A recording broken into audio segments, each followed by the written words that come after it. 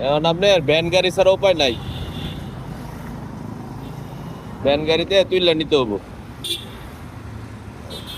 বুঝছেন?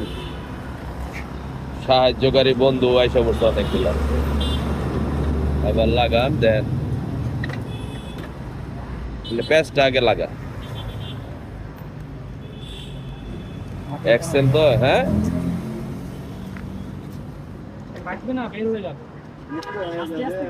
দেখেন তো যাইতে পারেন কিনা। বসছে দে, আপনি হাঁটান তো দেখি।